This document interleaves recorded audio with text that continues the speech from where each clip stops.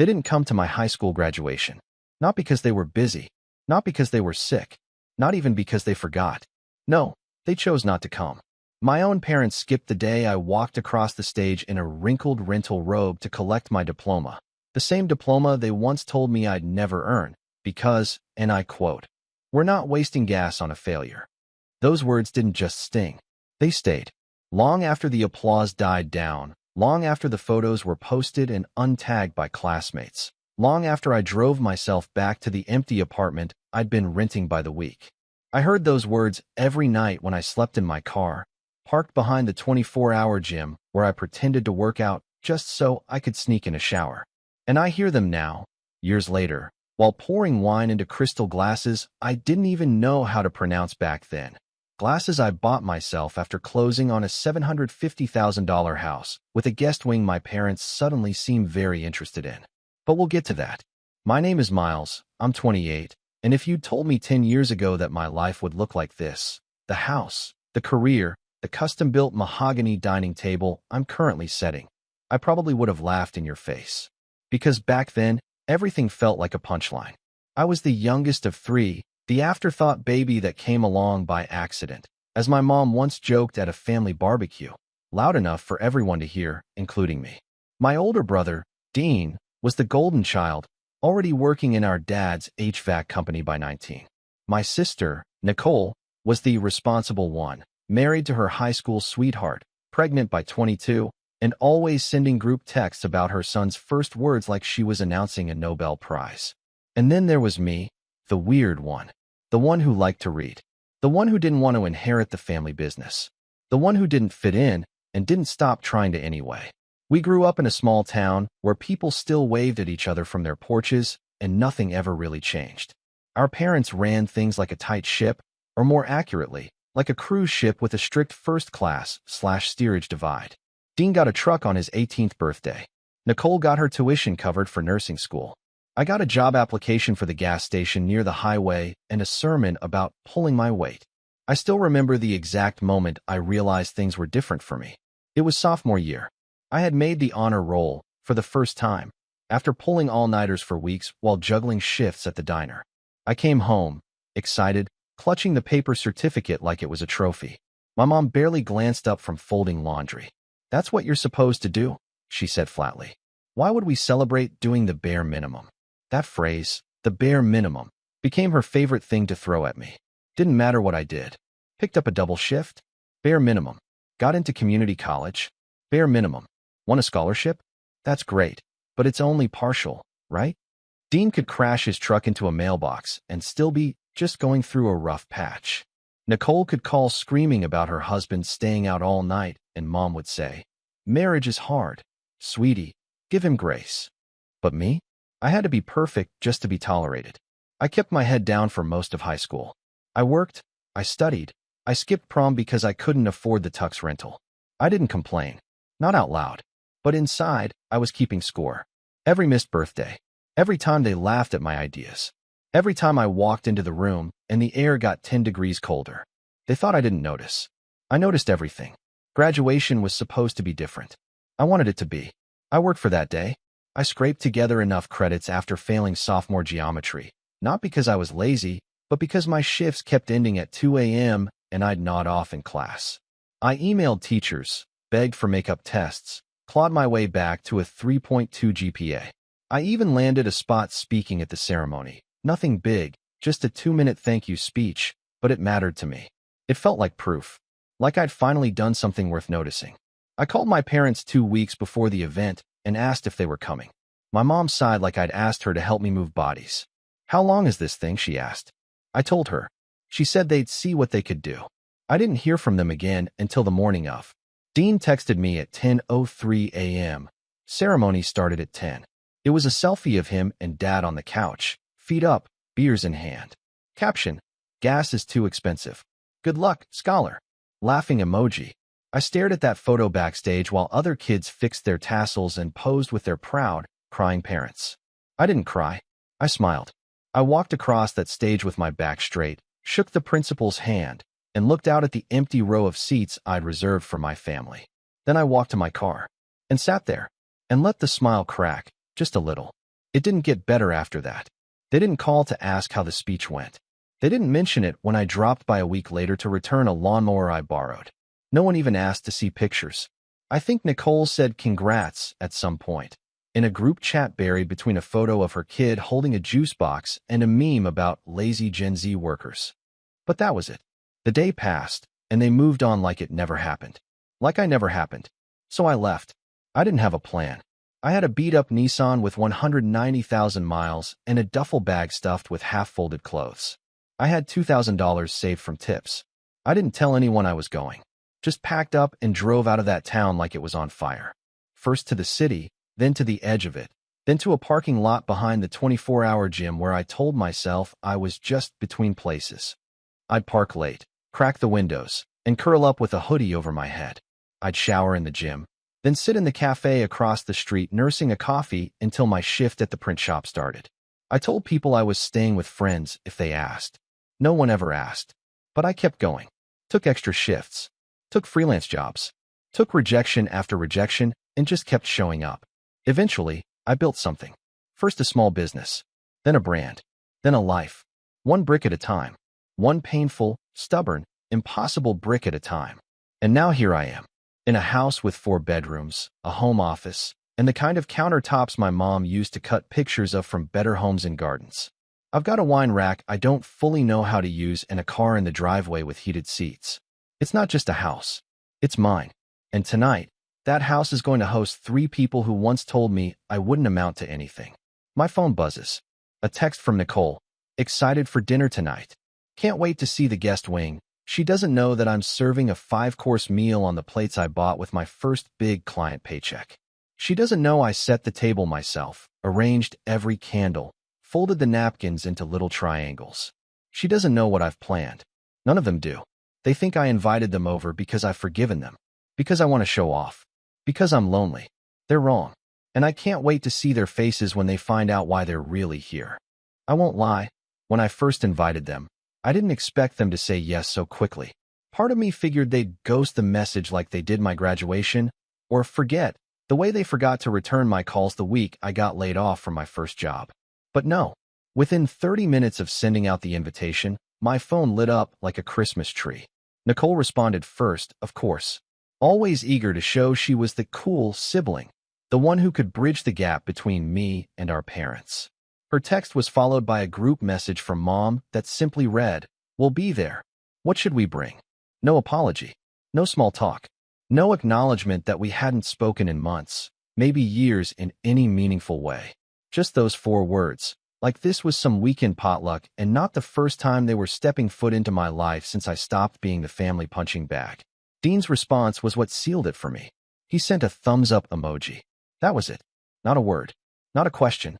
Just a silent green thumb like I was confirming a pizza order. Typical Dean. He always believed his presence was enough. Like him, simply showing up was a gift to everyone else in the room. The days leading up to the dinner were a blur of quiet, purposeful work. I cleaned the house twice over. Not because I wanted to impress them, not really. It was more like I needed control over something. I scrubbed the guest bathroom tile until my arms ached, polished the floors, tested the lighting in the dining room. Every time I set a fork down or adjusted the chairs, I imagined them walking in, seeing the place, realizing just how wrong they'd been. But that fantasy didn't bring me the satisfaction I thought it would. It didn't erase the years.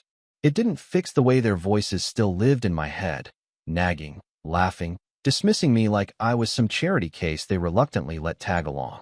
What they didn't know, what they couldn't possibly know, was that this dinner was never about reconnecting. It was about recognition. I didn't want hugs. I didn't want apologies. I didn't want a fresh start. I wanted the truth to sit between us like the roast chicken I'd been basting all afternoon. Hot, heavy, and impossible to ignore. And yet, some part of me still hoped they'd surprise me. That maybe, just maybe, they'd show up changed. Softer, wiser, regretful. But they didn't. They pulled up exactly 15 minutes late, in Dad's old SUV that coughed and sputtered as it parked in front of my sleek black hybrid. I stood by the door, watching through the glass as they climbed out one by one. Mom in her usual beige sweater and judgmental gaze. Dean in a baseball cap and aviators even though the sun had already dipped. Nicole in her fun aunt blouse, carrying a bottle of cheap wine like it was a peace offering. "Wow," she said the moment I opened the door, her voice already high-pitched and fake. "This place is gorgeous, Miles. You've really done well for yourself." "Thanks," I said, stepping aside to let them in. "Glad you could make it." Mom brushed past me without a word, immediately surveying the foyer like she was evaluating a house on some real estate show. "Open concept," she muttered. "Very modern." Dean didn't say anything, just gave me a chin nod before heading straight for the living room and plopping onto the couch. Shoes still on, legs spread like he owned the place. Nicole was the only one who lingered, giving me a quick hug that felt more like a pat on the back. "Seriously, Miles," she whispered. "This is amazing. I mean, who would have thought, right?" I blinked. "Who would have thought?" "Oh, you know what I mean." She laughed nervously and waved it off. "Let's eat. I'm starving." Dinner was civil. Barely. They complimented the food in the way someone might compliment a store-bought cake. Polite, shallow, and without any real appreciation. Dean kept asking if I had ESPN or NFL Red Zone. Mom asked why I didn't have curtains in the dining room, as if that was the most pressing issue in the world. Nicole made little comments about the neighborhood energy and how safe it felt, which I'm pretty sure was a backhanded way of saying white. I tried to steer the conversation gently at first. Asked about their lives, how the business was going, how Nicole's son was doing. But every answer circled back to some complaint. Business was slow. Employees were lazy. Nicole's husband might be cheating again. Mom's back hurt. Dean's knee hurt. The whole evening began to feel like a walking tour through their misery. And yet, none of it surprised me. What had surprised me was what came next. We'd just finished dessert, a chocolate tart I made from scratch, when Mom cleared her throat and placed her fork down with dramatic precision. "Miles," she said, "we need to talk to you about something." I froze. My gut tightened. "Okay." Nicole looked at Dean, who gave her a lazy shrug. "We were hoping," she began, "that maybe you could help us out a bit. Just temporarily." "Help you out how?" "Well," she smiled, that smile she always used when asking for favors. "The one that made you feel guilty before you said no. We've been going through a rough patch. You know how it is. The business isn't what it used to be, and with everything getting so expensive." Mom jumped in. "Your father and I are thinking of selling the house. It's too much upkeep. And with our retirement delayed again, we just can't keep up." I stared at them. "And?" Dean leaned back in his chair. "They need a place to stay. Not forever. Just until they get back on their feet. And you thought of me." Mom pursed her lips. "We are family, Miles." The irony hit me like a slap. Family? Now they wanted to play the family card? "You ignored my graduation," I said quietly. "You told people I was a dropout." Nicole's smile faltered. "That was a long time ago." "Not that long." Dean rolled his eyes. "Come on, man. It's not like we kicked your dog. Everyone says stupid stuff sometimes." I looked at each of them. My mother, who once told me I'd be lucky to end up managing a Dollar Tree. My brother, who made fun of my car until it broke down and then mocked me for not having enough saved to fix it. My sister, who once lent me $50 for textbooks and brought it up at every holiday meal for 2 years. Now they sat in my dining room, drinking my wine, eating my food, asking for shelter like it was owed to them. "I'm not saying you have to make a decision tonight," Mom said, folding her napkin neatly. "We just thought, since you've got all this space. That guest wing, it's going unused, isn't it?" I almost laughed. Not because it was funny, it wasn't. It was surreal. It was delusional. "You skipped my graduation," I repeated. "Do you even remember what you said to me that day?" Nicole looked uncomfortable. Dean shrugged. Mom blinked. "We didn't mean it. You said you wouldn't waste gas on a failure." The room went still.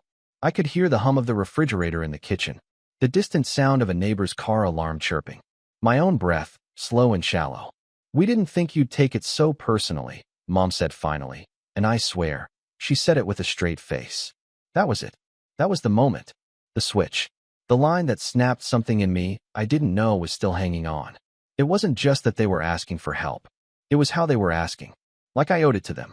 Like the past had been wiped clean just because they were uncomfortable now. There was no apology. No self-awareness. Just entitlement wrapped in fake smiles and cheap wine. They didn't come to my graduation because I wasn't worth the gas. Now they wanted to live here, in the home I built without a cent of their help. They expected to stroll into the guest wing like nothing had happened. Like I hadn't bled for every inch of this life. Like they weren't the very reason I had to climb so far just to breathe. I stood slowly, collecting the plates. My hands were steady. My voice was calm. "Thanks for coming," I said. Dean frowned. "Wait, that's it. We're not done talking," Mom added, her tone sharp now, defensive. "Yes," I said, looking at her directly. "We are." Nicole stood up too, her face pink with embarrassment or anger. I couldn't tell. "Miles, don't be dramatic. We're trying to fix things." "No," I said, placing the dishes in the sink. "You're trying to benefit from things. That's not the same." They didn't move at first. I think they were waiting for me to crack, to laugh, to say it was a joke, and of course they could stay. But I didn't. I walked them to the door. I opened it. I waited. And just before Mom stepped out, she turned and looked at me with that same pinched face she used to give me when I came home with a B+ instead of an A. "You're going to regret this," she said. "Family is all you have in the end." I didn't say what I was thinking, that sometimes family is exactly what you need to escape from. I just nodded. The door closed behind them. And that's when I knew. They still had no idea why I'd really invited them. They still had no idea what I had planned. And they were about to find out. After the door clicked shut behind them, I stood there for a long time. Longer than I care to admit. I didn't cry, didn't scream, didn't punch the wall like some movie character trying to prove he's still got fire in him. I just stood in the quiet, alone with the hum of the house and the echo of my mother's voice. "You're going to regret this." And for a minute, maybe 5, I wondered if she was right. Because the truth is, I didn't feel powerful or righteous after kicking them out. I felt hollow, like I'd ripped out a part of myself and wasn't sure if it was the sickness or the cure. Even after everything they did, part of me still craved their approval. Some small, desperate part of me still wanted to hear, "We're proud of you, Miles." Even if I knew it would be forced, even if it was 10 years too late. That's the thing about growing up ignored. You become fluent in silence, but deep down, you never stop hoping someone will finally listen. But no one was listening that night. No one ever had. And that was the part one needed to face. I didn't sleep much. Poured myself a glass of water, sat on the couch, and stared out the window at the dark driveway where their taillights had vanished. That house, my house, suddenly felt too big, too clean, like a museum exhibit called "Man Who Made It." It didn't feel like home. Not yet. The days after were a blur. Not because nothing happened, but because everything did. They started slow, just little things. A missed call from Nicole. A group text from Mom asking if we could talk things through like adults. Dean sent a meme about family feuds, followed by a LOL and nothing else. I didn't respond to any of it. Then came the guilt trips. Mom left a voicemail 2 minutes long, sniffling through most of it, saying she was sorry I felt like they hadn't supported me. Not sorry for what they did, sorry for how I felt. Classic.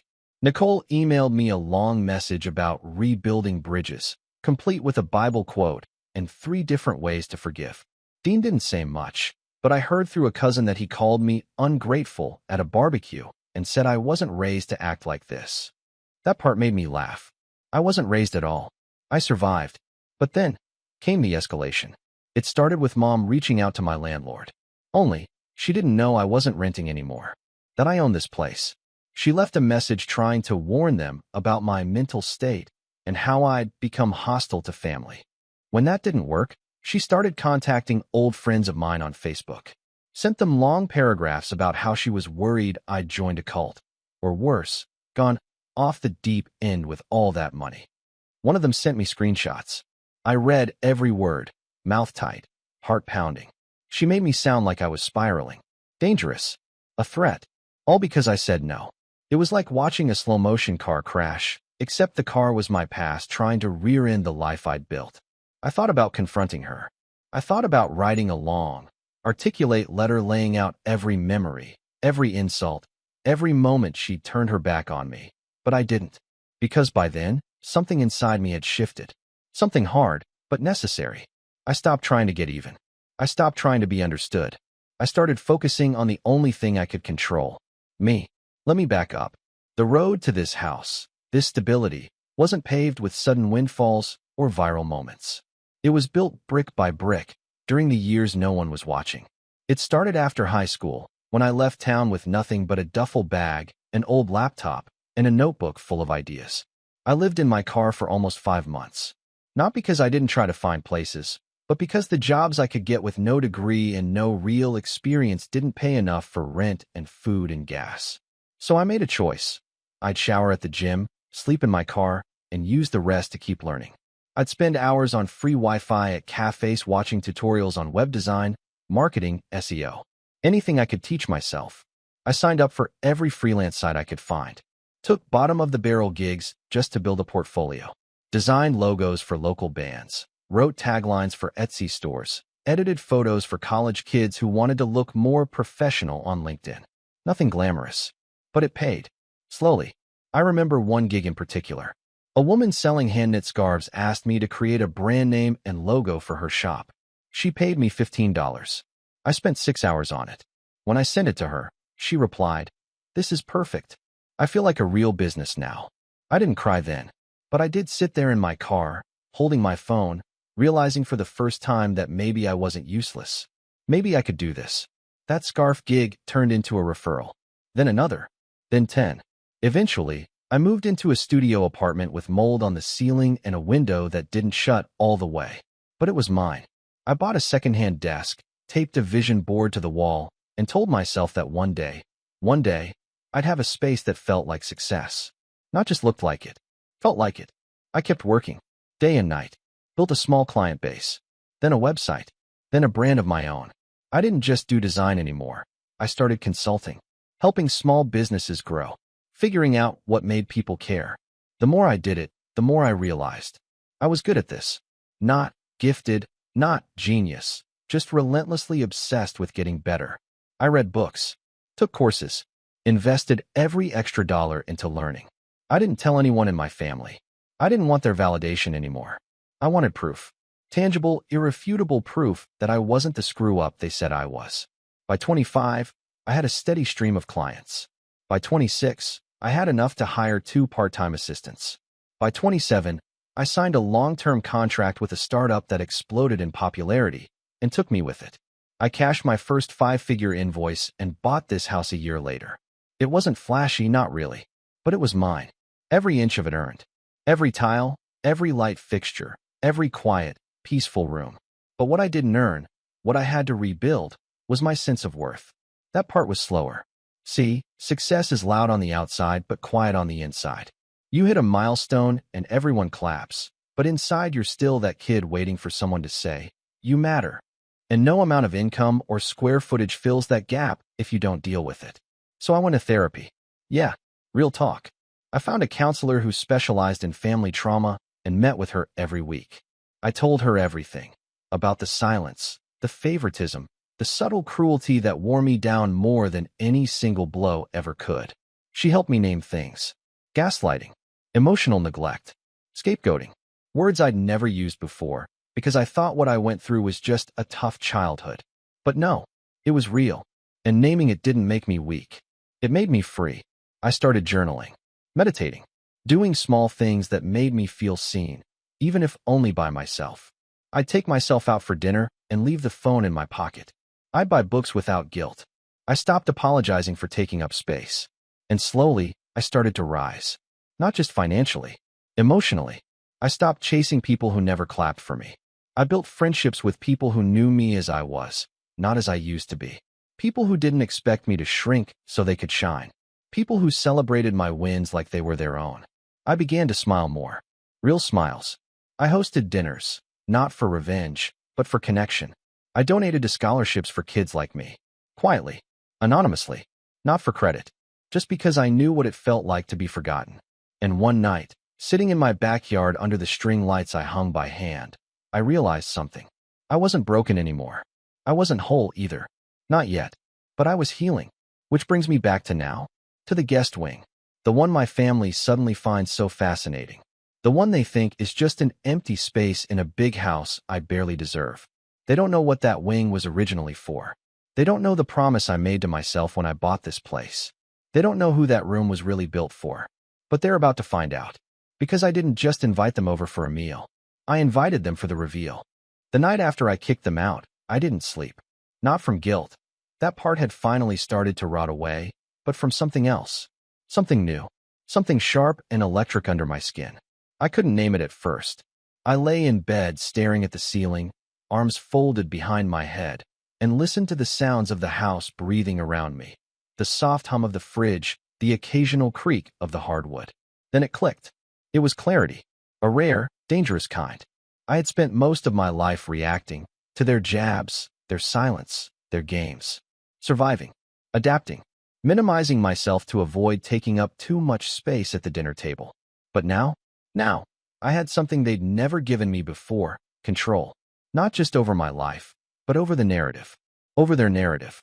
For the first time, I wasn't the disappointment. I was the wild card, the one they underestimated. And they had no idea what I was capable of. And that was going to be my advantage. I wasn't going to yell. I wasn't going to explode. I wasn't going to confront them in some explosive family therapy session where we aired decades of dysfunction in front of a mediator. No, that would give them a stage. I didn't want a stage. I wanted a setup. Something slow. Something clean. Something that would make them question not just what they said to me, but who they were. I started planning the next morning. Step 1 was simple. Play nice. I responded to Nicole's email first. Kept it short. Casual. Told her I'd been overwhelmed and needed a few days to clear my head. I said I was open to talking things through, maybe even having them over again soon. She replied within minutes. Said she was so glad I was coming around. Said she knew we were stronger than this and that family could always come back together. I could almost hear the smug relief in her tone. She probably thought she'd cracked me. Good. Dean was trickier. He didn't do heart-to-hearts. He did beer, football, and passive-aggressive sarcasm. So I texted him, "You were right. I overreacted. Let's talk soon. Maybe over a game."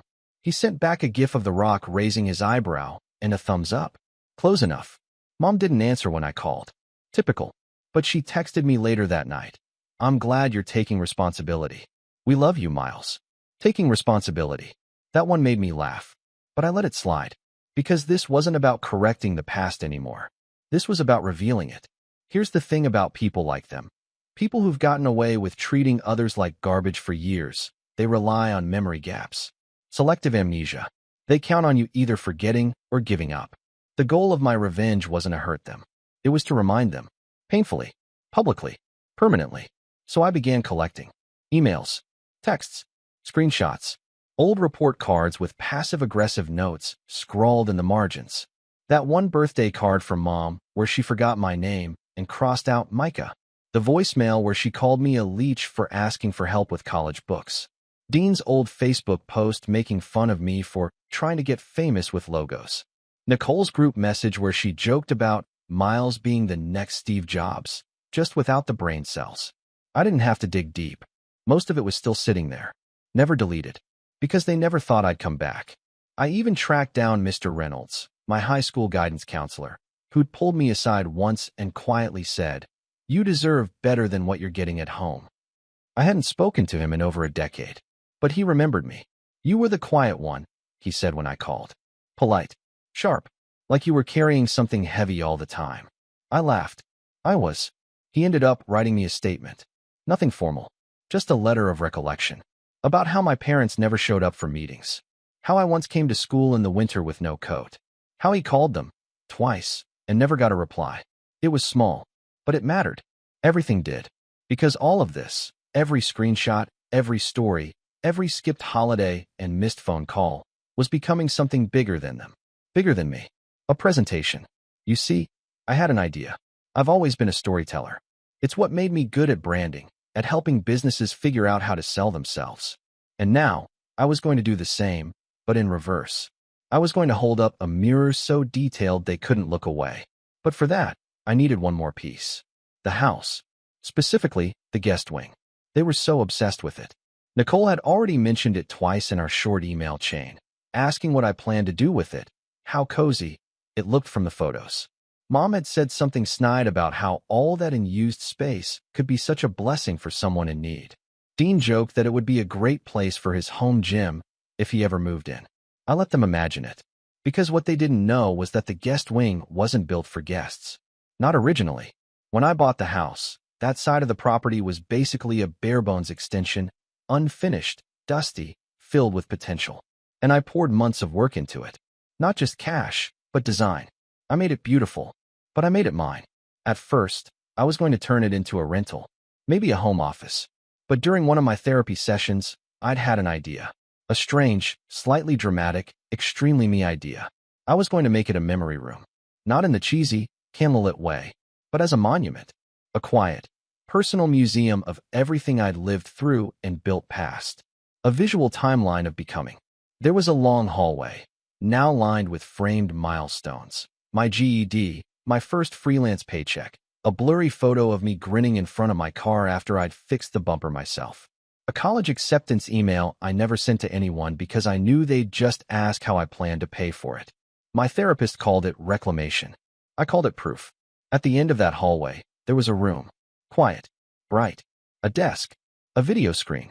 And that's where the real setup would happen. I didn't want to humiliate them. I wanted them to see themselves. So I started putting it together, a film of sorts. Edited like a documentary. Voiceovers. Photos.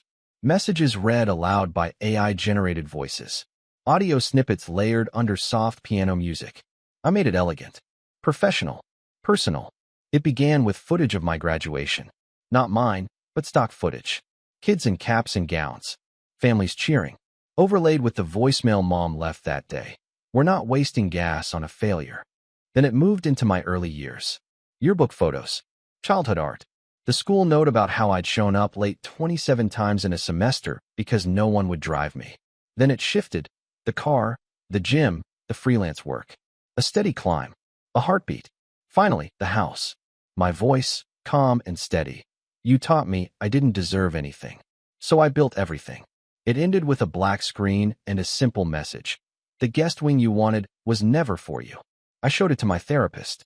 She cried. I showed it to a friend. He offered to produce a version for YouTube.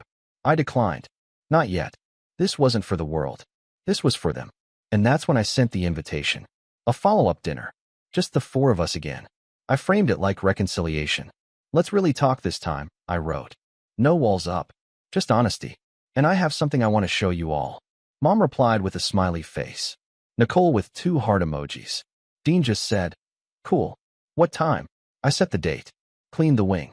Prepared the room. And when the night came, I lit the candles again. I poured the wine. I set the table.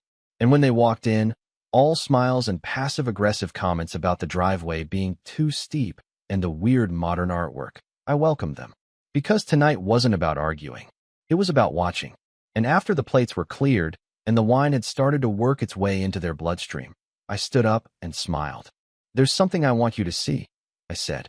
And I led them down the hallway. Each step echoing with years they couldn't remember, but that I never forgot. Each frame on the wall a moment they dismissed, but I'd reclaimed. Each breath tighter. Each footstep heavier. Until we reached the door. And I opened it. They stepped inside. The lights dimmed. And the screen flickered on. And they had no idea what was about to hit them. They say you never really remember what someone said to you. Only how they made you feel. But that was never true for me.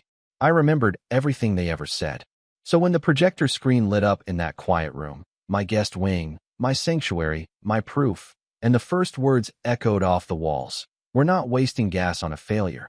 I watched them freeze. Dean furrowed his brow first, like he couldn't quite believe it. Nicole's face twitched, a polite smile flickering into confusion. Mom didn't blink, just narrowed her eyes, trying to process what she was hearing. The footage rolled on. There were no actors, no reenactments, just cold, hard facts. A slow, methodical unraveling of everything they thought I'd forgotten. Each segment was a memory. Each memory was a receipt. A screenshot of Dean's old group text, mocking my little logos and sad websites. A voicemail from Nicole where she called me so sensitive after I broke down on the phone the day Dad told me to man up or move out. A scanned copy of the report from school where I listed hunger as one of my biggest distractions in class. The audio of my mom saying, if he wants college so bad, maybe he should sell his books for tuition. Over it all, my narration. Calm, clear, no bitterness in my voice, just truth. Lined up like dominoes, and every second knocked the next down with merciless grace. This is not a pity story, I said, my voice playing over footage of my car parked behind the gym. This is about remembering. This is about clarity. This is about what happens when silence becomes survival, and survival becomes power. At first, they didn't speak. Nicole shifted in her chair, her arms wrapped tight around herself like she was bracing for an earthquake. Dean sat stiff, jaw clenched, avoiding my eyes. Mom stared straight ahead, lips pursed into a line as thin as her patience. Then came the turning point. Footage of the house, the one we were sitting in. Each corner, each detail. My hands placing furniture, choosing paint, fixing light fixtures. A time-lapse of me building a life without them. A voiceover. I built this place as proof. Not just that I made it, but that I made it without you. And then, the last message. Black screen.